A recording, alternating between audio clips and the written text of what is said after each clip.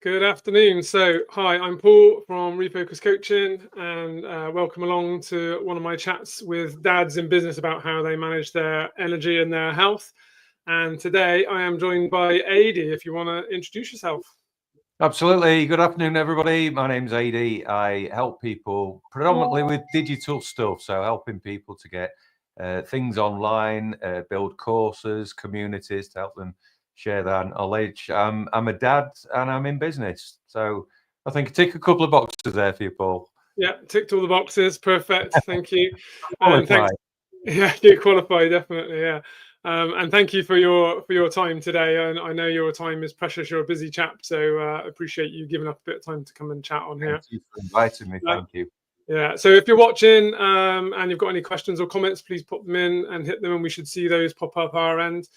And yeah, so what I do, just to quickly cover that off, is I work with dads on improving their energy and focus, on improving their health, and helping people, helping dads with their weight loss where they may have struggled over time to find a better way to kind of go about doing things. And so I spend a lot of my time talking to dads about their energy levels, their focus, and how they're juggling all these things and spinning plates left, right, and center. So I guess my first question really to you, Adi, is, is there anything in terms of your health and your nutrition and your energy levels that you've kind of had to work on or focus on, or do anything deliberate to kind of help improve over the years? Yeah, massively. And the point that you make about plate spinning and juggling, that's very predominant to anybody in life. It's not just people in business, is it? It's anybody that's employed or self-employed. There's so much that we have to juggle. And I think there's always an element of pressure, isn't there, right? In our family, for example, we have some health conditions present. So there's kind of always a baseline of stress to a certain degree. And then you've got life in general and, the things that your other half brings and your kids bring and life in general brings. There's always something to kind of keep us on our toes and challenge us. I think the big problem is when you've got lots of areas together that are disrupted, and that's a problem. And I've had an experience of burnout, which was not great. It wasn't pretty. It was quite serious. And when you get to that point where there's too many things, too many plates that you just can't kind of concentrate and you can't manage them all and you haven't got the energy to, then that's a problem. And that's where you get to a point where, yes, you've got to work on things because you haven't got a choice. Yeah, absolutely. Yeah. So, and you're right, it's not just necessarily a business owner, but everybody in life in this modern world has got things going on. And then obviously, yeah, when you've got family in the mix, and then all the external influences on each of those individuals comes back into the house, and there's all that kind of added pressure and added stress going on, isn't there? So, how long have you been in the business that you're doing now? Has it been a number of years? Yeah, so I've been in business for about 7 years now. I set up a second business last year, so that is just over a year old now. And it's been great. It's been the perfect thing to do, actually, in terms of managing some of these spinning plates, really. Okay, that's interesting. So, uh, yeah, how do you think that sort of, what was that transition like when you first started in your first business? How did you because I imagine the stress level suddenly goes up, time is disrupted, your routine is disrupted. So how did you sort of handle that transition? It's kind of swings and roundabouts, really, because there's some positive things that brings. So the flexibility, the ability to kind of weave things around your day in the best way. Who's to say that you have to have the weekend off? Sometimes the weekend's the most productive day for you to work, and then have a Wednesday off instead. So straight away you get those benefits, but then you also get a load of pressures that you didn't kind of expect, really. I think it's fair to say everybody worries about the money side of things. Am I going to be able to support my family financially? That's a big concern. But then there's some ugly beasts that come out of the closet, isn't there? In terms of, oh my gosh, I've now got to learn about accounting or banking or sales or marketing and this and that and the other, and you put your heart and soul into not only just doing the job that you get paid for, but actually all of the stuff that's wrapped around that as well. So it's rough with the smooth, really. You get the ups and you get the downs. And actually, if you talk to most self-employed people, particularly those who are new into self-employment, they often talk about the roller coaster ride that we're on. You know, 1 minute you're up and the next minute you're down, and the kind of finances really dictate that, don't they? We move from a position of having a regular source of income that's a fixed amount to now all of a sudden someday selling and someday not. So it's that kind of thing that we're on. And I think when you get aware of that, and you are aware of the kind of fluctuations in energy levels, then you get better equipped to manage them, if you know how to do that. Yeah, definitely. Yeah. No, and I get that because I'm fairly new into business myself. So I've been on that roller coaster, and it sometimes feels like the dips are long. I'm more in the dips than the rises. But yeah, you learn an awful lot, don't you, while you're doing that. You do. That's kind of the I'm on at the minute. That's you and I are working closely together. You know, the sort of week that I've had, it's been very successful. I'm very much in the business health phase, if you like, of my development. The process I've been through, which was not planned. I mean, I certainly didn't plan to burn out some years ago and end up in such a terrible way. But the way I've recovered from that, and it does take time to recover, but it's been in an unplanned, unthought way that's worked really well. And it's been, first of all, focusing on my mental health. Secondly, it's been then a phase of physical health and kind of making transformations there. And now I'm onto the business health kind of bit as well. And those three bits together are the bits that, as dads, we've kind of got to own those things, really. Our partners are there to help, our kids are there to support and love us and cuddle us and create nightmares for us and all that sort of stuff. But it's ultimately those things there are down to us to shoulder the burden off, so to speak. And then when we get those things running in sync, everything else in our life drops into place. It's a lot to shoulder, though.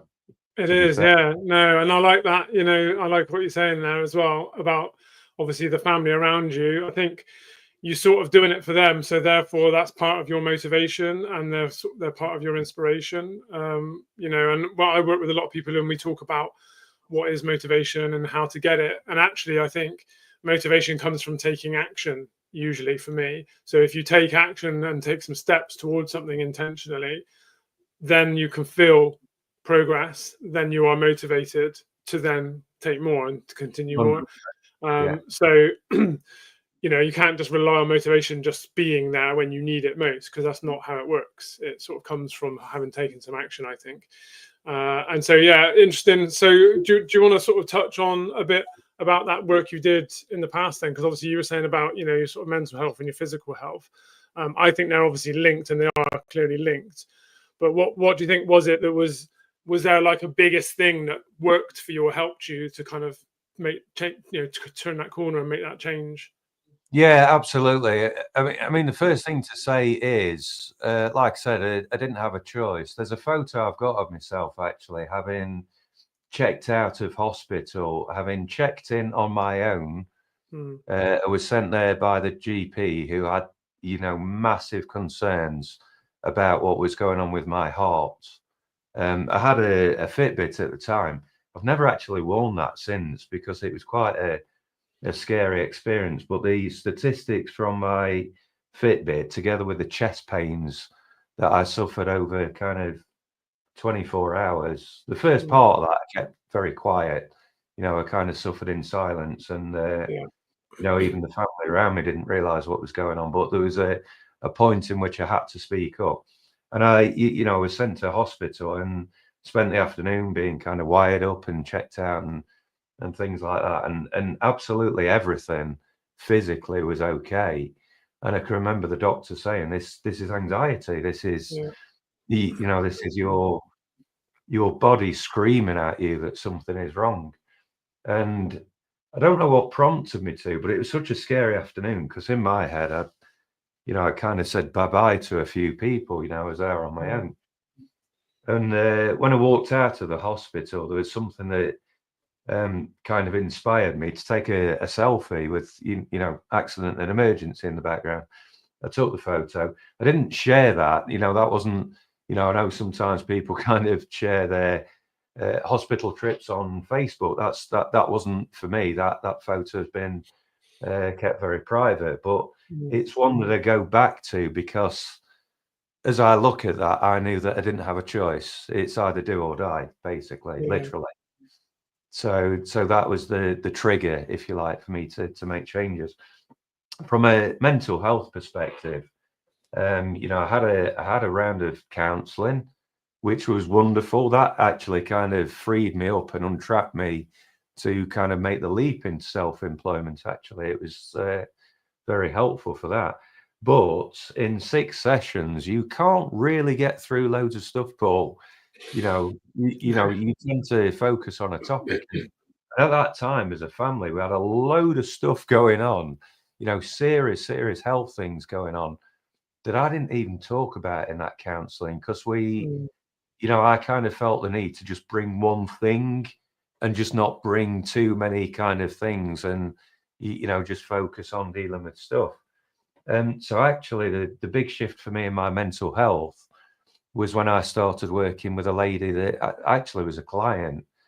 She's a stress busting expert, an author, a lovely person. She's called Nikki Owen, and her product is the Healing Hub. And she teaches a technique which is deep breathing.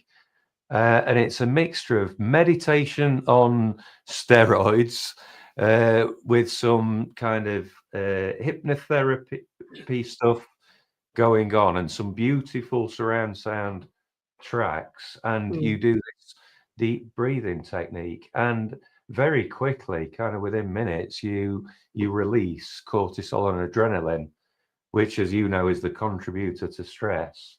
And, there you are. So without medication, without talk therapy, without anybody else, very quick, within minutes, you feel like kind of a lot of stuff has lifted. And it's that for me has been the cornerstone, actually, of sorting mental health out. And, that's a technique that worked for me. For others, it's cardio. Cardio is a brilliant, as you know, release, isn't it, of, cortisol and adrenaline. I do a lot of weightlifting, and actually weightlifting can have the opposite effect for us because we build a lot of cortisol and adrenaline, and we do kind of use it to a certain degree in our strength training, but we don't shake it off in the way that we do with cardio. And the breathing space techniques that are very active are like cardio because they literally teach you how to kind of breathe and then release the trapped negative energy that's within you. Yeah, that's fascinating. First of all, I've been there. So I've suffered with a huge panic attack a few years ago now. And my partner was away abroad with work, and my little one was upstairs asleep in bed, and it was 10 p.m. on an evening, and I was sat chilling watching a TV show on Netflix, and just got into one of those states. Thought I was dying. Thought I was having a heart attack. Rang 999. Got in a right old pickle. I rang my parents. They came down, sat in the house. Ambulance came, took me to hospital. Got on all the ECGs and everything. And I was absolutely fine. And it was my first ever, proper panic attack anxiety thing. And I think it was made worse in myself because I was there on my own with my daughter, and I was like, what if I just killed over now? And I think that just sort of compounded on top of what was already happening because there was other stress going on in life just with work and things. And that's where, so I've been in that exact same scenario, and I've got a selfie from in the hospital actually with all the things in so and then obviously to your point about the sort of help that you received, I love the fact that you've used that breath work piece, because it is actually quite prevalent nowadays. A lot of people are talking about that, and you can actually really simply utilize something like that to very quickly change your state. So I It's think it's a real incredible. powerful piece. Yeah. It's just incredible. The power of our human body is not really, you know, kind of always known this, but actually through the experiences that I've had, it's incredible how powerful the body is. It just blows my mind how much stress really impacts on us, and then equally how much power we've got in terms of reversing that, like you say. Yeah. You know, a Yeah. technique that Nikki often kind of teaches people is she calls it the 4-7-8 technique, which you're welcome to try with me. But you breathe in for 4 for the count of 4, you hold your breath for the count of 7, and then you breathe out for the count of 8. Yeah. So it's literally you breathe in 2, 3, 4, and then you hold for 7. And then you breathe out, and the feeling that you get when you do 3 rounds of that, you know, all of a sudden you get those tingles, and all of it just takes the edge off of stuff.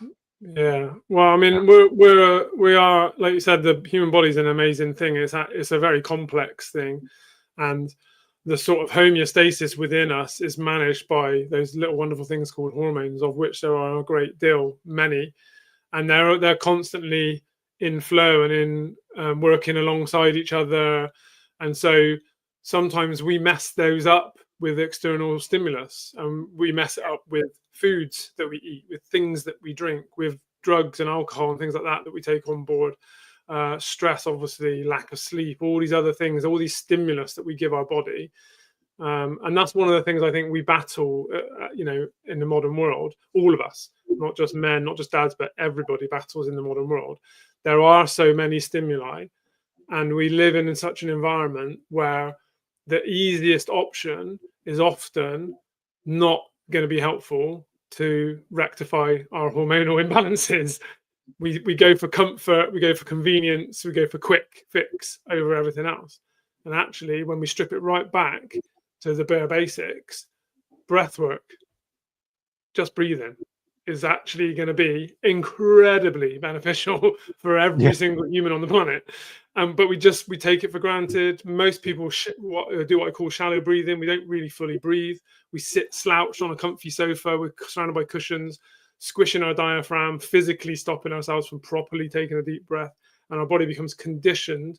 This is the way I operate. These are the conditions I live in. So when then something happens outside of that, that's unusual, and that's when we get hormonal imbalances, get dizzy, get weird. So I think, yeah, we're in a tough environment anyway. Never mind stress from work, stress from stuff, people, you know, all that other stuff. We just live. Our human bodies evolve over, you know, millions of years, tens of thousands of years, but our environment's gone whooshing past us, and so our body's not really ready for it. It's not really attuned to living optimally in this crazy place we've built. That's right. Yeah, that's right. I mean, and on to the physical health. I mean, we don't help matters, right? You know, and I've realised this, and like, you know, like a lot of people, in 2020, I got to a heavy weight, and the year after, I was even heavier in 2021, heaviest weight ever.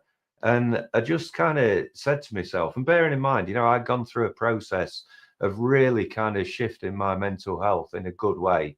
That's the point I was at.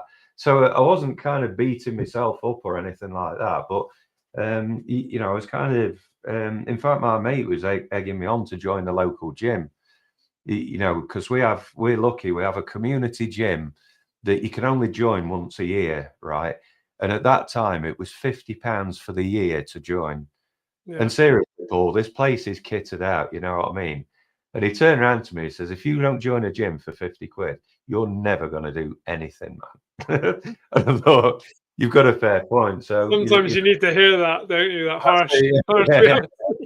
I mean, I can remember my reply at the time, because I'd had a pint, you know what I mean? My reply wasn't particularly polite, but actually 4 months later, when it came around, I did join the gym, and at the time I paired up with a good friend of mine who does great work like you do in terms of helping people to understand nutrition and stuff like that. He was quite harsh because he was a professional bodybuilder, so he had me on a really strict cutting diet. But you know, I shed 3.5, 4 stone of excess weight, you know, within a few months, and that was crazy, really. You know, and I like your approach because you take things very holistically, Paul. You know, to make sure things are realistic for guys and they're not kind of on their arse in terms of energy. And I love that approach. You know what I mean? Yeah. And either way, it does take some discipline, right? You know, you've got to make some choices and stuff like that. But the benefits of doing that are incredible. You know, I don't know what you charge, Paul, but I'm telling you now, it's not enough because the benefits that you bring to people are enormous. I've got photos of myself before I started, and literally kind of I'm kind of leaning at an angle because of the weight I'm carrying around. And you know, when you think of that, you know, all this time later, you know, I've worked with nutrition coaching. I understand now what to eat. You know, do I have a drink once in a while? Of course I do. You know, have a pizza with the kids or a bucket of fried chicken? Absolutely. But generally, day to day, I make sensible choices because, like a car, we don't put crap fuel in our body. You know what I mean? And once you get your head around that, and you realize kind of what we're doing with these. I mean, we're talking about mince pie season now, Paul, so it might fall off the bandwagon a bit. But you know, when we're grabbing crap that's kind of spiking our energy and then crashing us back down, you know, it's just out of sync, really. So those two bits together have worked really well for me. And I'm not saying that you have to tackle your mental health before your physical health or the other way around. Do them together, actually. You know, work on this stuff together because you're right in what you said before, Paul. You can't rely on motivation. It's not there every day. And I guarantee I've had 3 days out of the gym now and I'm climbing the wall. I have to go today. It's covered in snow out there. I don't really like driving to the gym because it's only 10 minutes walk away. And I'm going to be moaning to myself at the minute that it's cold and it's this and that. You know, I'm just going to have to put my big boy pants on and accept that, you know, I've made the choice to have 3 days off. So now you've got to make the choice to walk in the cold and guarantee mentally I will feel a million times better when I come back. Yeah. And that's half the battle, isn't it? When you actually go and do the thing, you feel better physically, you feel better physiologically, and you feel better mentally and emotionally because you're I did it. Brilliant. You know? I think, you know, and that can't be overstated, really. There's so many benefits on so many fronts from just taking action.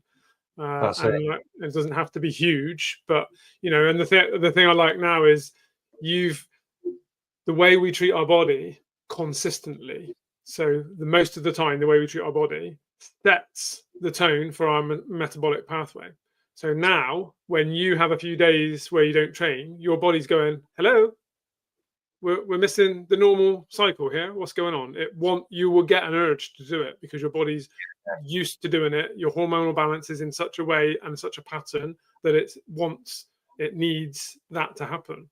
You do get those internal triggers. You will get that motivation internally to go and do it, or you'll feel that something's missing, something's not quite right. And then when you look at your diary and go, "Oh yeah, I haven't lifted any weights for 4 days. Better fix that." So it's just oftentimes the start's hard because if you think about where you started from, that's really difficult because your body is in a whole other state. Metabolically, hormonally, mentally, physically, all of it, emotionally, sociologically, all of it is in a different state. So when someone commits to a change, and this is why I start small, if you go and change everything, it's unsustainable. And think about what the chaos you're causing to your body, which is over here. If you suddenly adopt all the behaviors of someone who's over here, your body's just not going to respond well. You're not going to feel good. Your sleep's going to be out of whack. Everything's going to be out of whack. So I think, and that's why, like I said to you before we came on air, when I work with someone, the first thing I do is we do a little quiz of sort of 7 areas of mindset that I like to work on. And I get them just to simply score these 7 areas out of 10, 1 being crap, 10 being great. And we draw a picture, our little spider graph. And then the weakest ones, nearest the middle, those are the ones we look at first and focus on first. Just those, nothing else. And maybe a few, maybe we'll tweak a few things with nutrition, but, and often it's one of the small ones anyway. But we'll work on those few things. Then after a few weeks, 5 weeks, 6 weeks, we'll do that again. And that graph's completely changed. And then we're like, oh, now this one over here is weak. So let's now look at this one. And let's keep these in mind, all these that we've worked on, keep those going. Now let's work on this one.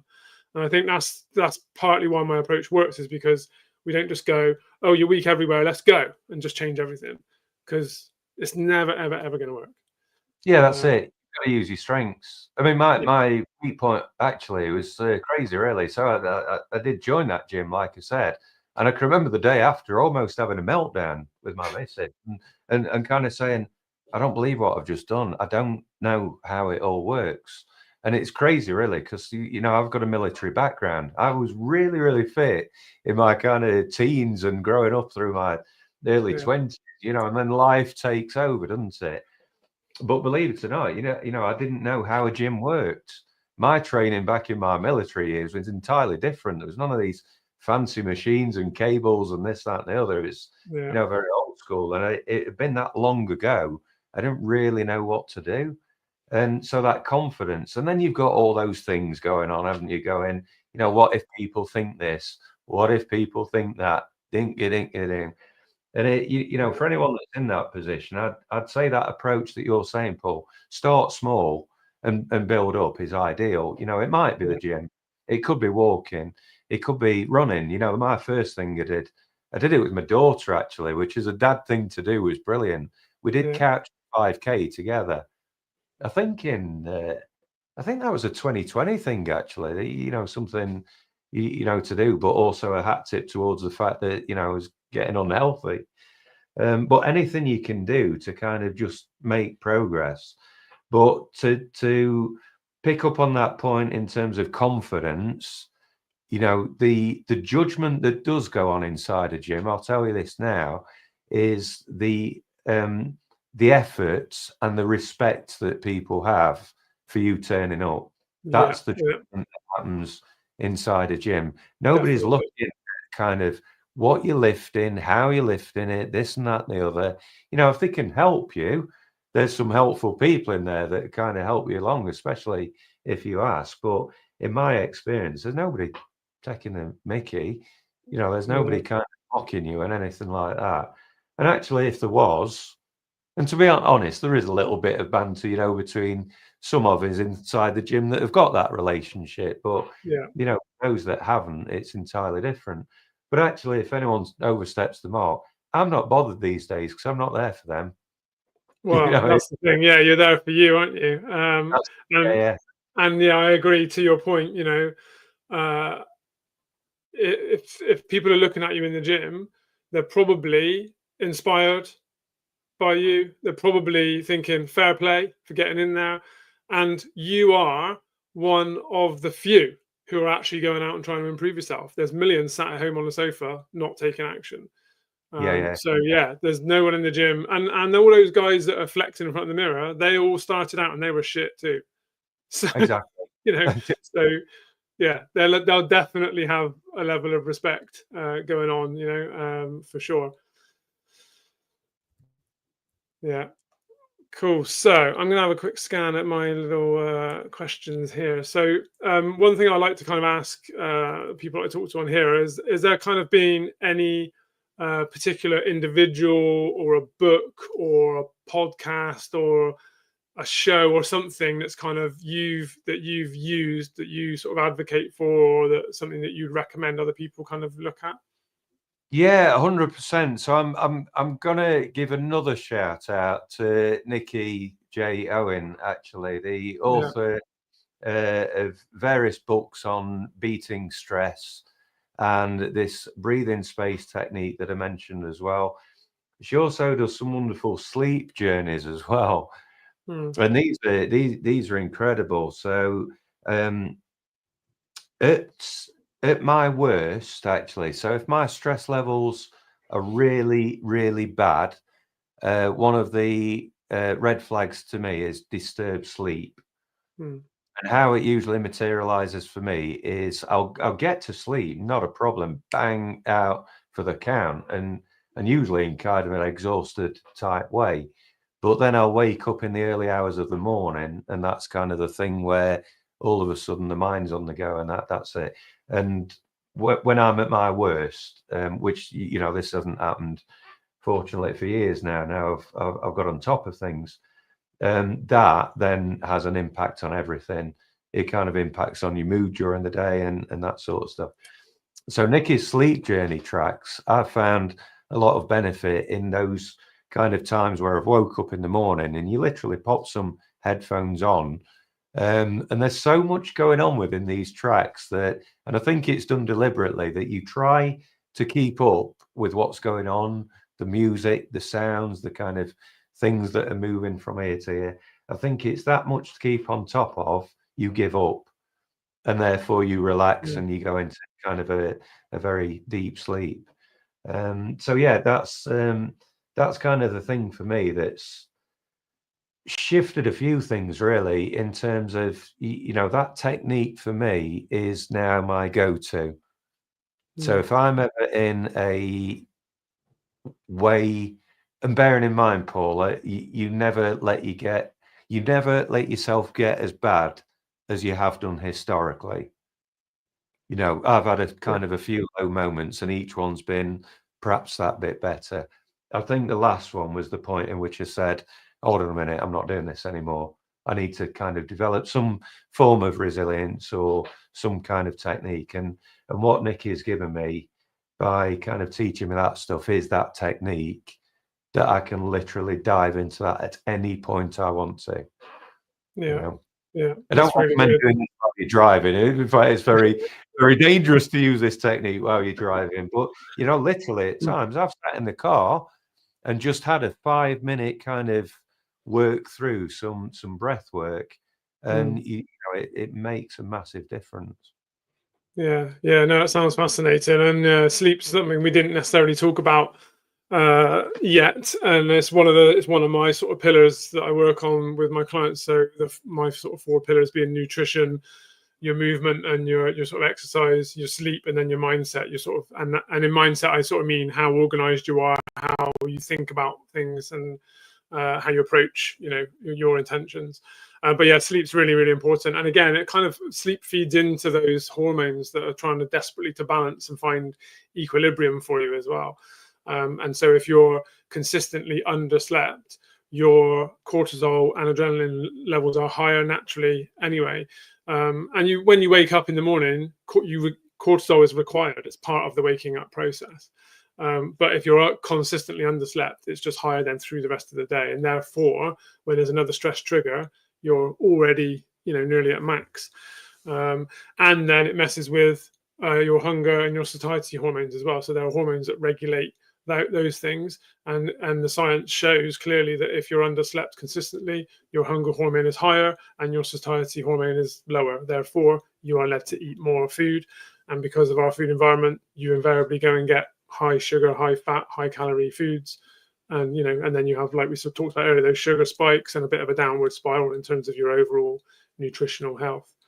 So sleep is massively important, and it's usually often one of the areas of either struggle and weakness or deliberately just not having enough, because I haven't got time to do everything, so I go to bed late because I'm doing this thing, or I get up early to do this thing, and therefore people are consistently trimming their sleep down to just 4 or 5 hours a night.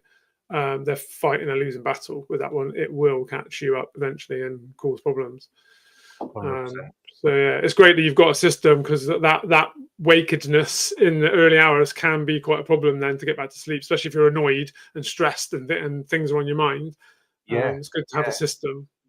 Well, it's crazy what those chemicals, hormones do to us, isn't it? That stress and cortisol. But if you think of the animal kingdom, that fight flight response, requires, if an animal requires to run away, It's going to need, muscles. It's going to need power. It's going to need, so that hormone that rattles through prepares that big animal for running away, or alternatively, having that battle and that fight.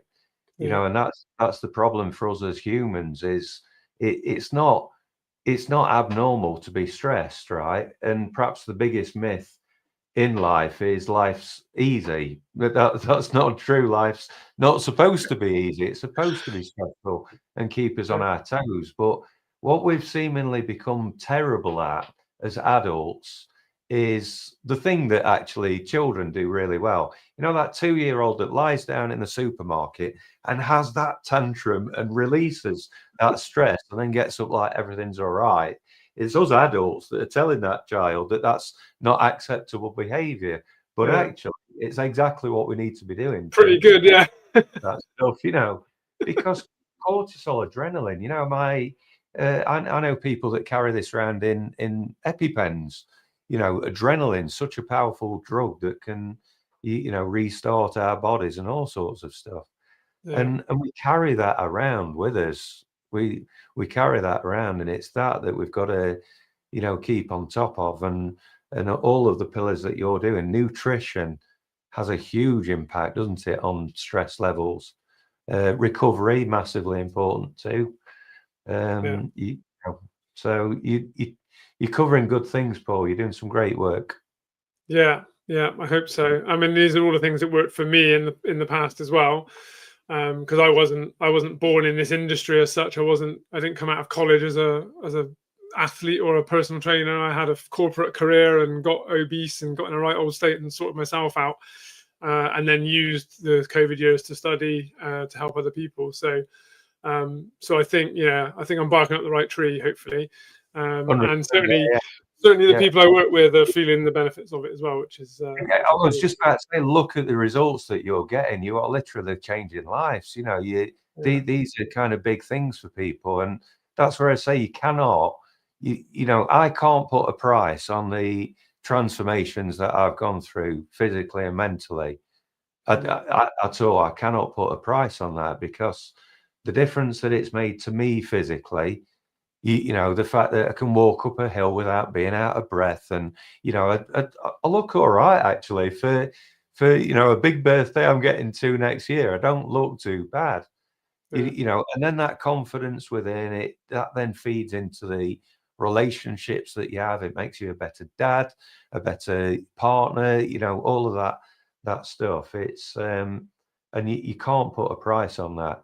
And what I'd say to anybody that's just kind of there and deep down, because deep down whether you're comfortable or not, and a lot of people, and I was there for years, deep down unhappy with some things, but kind of choosing to bury it because this is more important or that's more important, or at some point you're going to have to wake up, because if you want to be a dad and you want to be in business, you want to do that for a lot of time, for many, many years to come. So whatever is holding you back, you need to be talking to Paul about this stuff and moving forward, really. Yeah, and I agree. You definitely need to do some work on those things. At the end of the day, if you choose to keep burying it and you choose to keep ignoring it, you're going to have to deal with it at some point, and you're going to be at a crisis point instead. Yeah.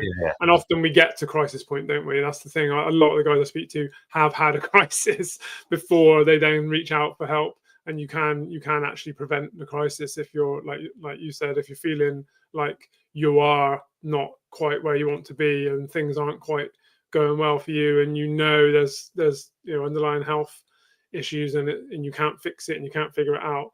Take action before crisis point is my advice. You can turn it around for sure. My experience and what I would say about that is it's really scary to get to a point where you've reached that point, and I would say don't do that. Well, and if you look back now, even at the physical aspect, so let's say if you now picked up a rucksack with 4 stone in it and decided to wear it for a week, you'd be struggling. Because that's a lot to carry around. It affects your mobility, your energy, your strength, it's going to affect your work output. It's going to affect your mood. It's like, gosh, living like that for year after year, Imagine how much better you'd feel if you could get rid of that rucksack. You Yeah, know, of course. and that's one, you know, one little aspect, but that would lift all of you. It would lift your mood, it would lift your mental state, it would lift your energy levels. It just feels better to be walking around without carrying that big bag. Yeah, Uh, that's it. Yeah, and that's one way to look at it. Is like, you know, I talk to a lot of guys who are like, oh, you know, my knees hurt, my back hurts, I can't sleep well, and meanwhile they're in the obese category. And I'm like, if we can work on that bit, I promise you, all these other things are going to go away, and they do. But it's getting going, isn't it, and getting started and finding a way that you can trust to. It is, and you know, certainly for our age group, we weren't really taught this stuff at school, you know, to the level that we need to, and it's you know, the journey I've been on. I now feel like I don't eat like a child. You know, I feel like I've matured in terms of this stuff, and you know, dieting is not a word that I use, but if we were to use that word, you know what I mean? It's not that crap that you see peddled by some of the biggest brands out there. It's not that. Actually, eating can be really healthy, really tasty, and really fun. And you can have a lot of the stuff that these big brand slimming companies are telling that you can't, you know. Yeah. So it's yeah. I mean, when I break it down into its simplest form, and you can ask anyone who's worked with me one-on-one, they are stuffed full of food. So we don't do big restriction. I look at where we can eat more, and we just we do a little bit of basic education around the benefits, the pros and cons of the things that you eat, and we bring more food in. We don't take things away. We bring more of the good stuff in, and then after a few weeks, my clients are losing weight and then going, "I feel stuffed. I can't possibly eat anymore. You know, each day. So what have you done to me?" But you know, they get improved health, they lose the weight, and they're feeling satisfied as well. So I think again, there's a misconception, isn't there, about, oh, if I'm going to lose weight, it's going to hurt, it's going to have to suck, but that's not true. So it depends, like you said, if you go with one of the traditional slimming companies, or you decide to do an 800 calorie thing, that's going to suck, and you're not going to learn anything other than that sucks. So don't waste your time and money on that. Speak to someone who knows what the hell they're chatting about, and do it in a way that's going to promote happiness and health and all the rest of it. Exactly. Yeah. Exactly. Yeah. Instead of getting chastised every week on a Wednesday in the village. Yeah, imagine that. I couldn't think of anything worse. Honestly, ridiculous. No, it's terrible. Ridiculous. Terrible way to go. Yeah. I want to ask you then, just before we've rattled on quite a bit here, so I want to ask you before we finish up, have you got any kind of daily non-negotiables? So these are things that you like absolutely must deliver on every single day, and have you got any that sort of relate to your health and your energy on a regular daily basis? Oh, right, okay. So there are a few things actually. So some work related, some personal related. So for me, on the list of personal stuff is we look after horses. Actually, we help a good friend out of ours. My daughter's kind of involved in horses as well. So as a family, that's something we do every morning. You know, we make sure those are sorted out. It's good fresh air. It's good time together, and a good thing to do. And I've mentioned the gym. So these days, I like to go to the gym most days, really, kind of 4-5 times a week. Doesn't have to be a big session every time, but just something is better than nothing. But like I said earlier, I've had 3 days off now. So today, that is non-negotiable, irrespective of weather. And then work-wise, and I put this in the category of health, really, because if our business is healthy, that has a massive impact to us as well. So there's certain activities that I do on a daily basis to bang the drum for my business from a marketing and a sales perspective, you know, to make sure that's staying healthy as well. And then, of course, there's lots of things that I do to look after my customers, clients, and those sorts of things as well. Yeah, well, that brings you peace of mind as well, doesn't it? As a business owner and as a responsible adult, it gives you peace of mind too, which is beneficial. That's right. Yeah. Accounting isn't kind of a healthy habit that I've yet formed, but I'm trying, I'm working on it. Yeah. Well, that's what accountants are for. It's the bit that I always leave till the night before and things like that. But also why I've got an accountant too, bless them. Yeah. Well, I think we can't be perfect in all areas, and I don't think anyone should ever strive for that, because it's impossible to achieve anyway.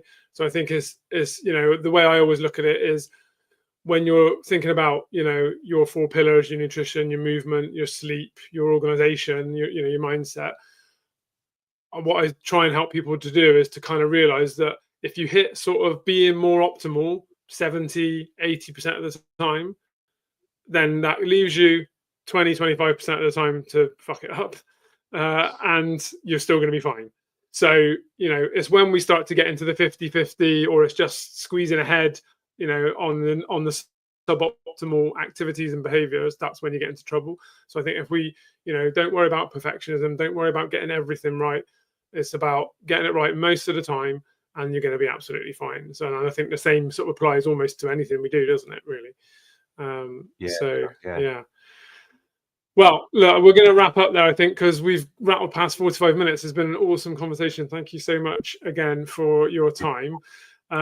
If people want to get in touch with you, and I highly recommend that people do, because Adi, as you have seen, if you've watched this, is an awesome chap, and he's very clever at what he does as well. How can people what are you working on at the moment? Anything special going on? And how can people get in touch with you? Well, it's as you know, it's all very technical here. I work predominantly in the digital space. My website is helpwithdigital.com. And like I said earlier, I'm helping people to get online courses, communities and events put together for their businesses. And I'm very prominent on LinkedIn as well. I think, that is one of my daily things, actually. Paul, my daily non-negotiable is to spend time on LinkedIn, usually first thing in the morning with a brew. But you're welcome to send me a message on there too. Yeah, awesome. Fantastic. Thank you so much again for your time. It's been a great chat. I really, really enjoyed it. Thanks very much. Thanks for having me, Paul. Thank you. Cheers.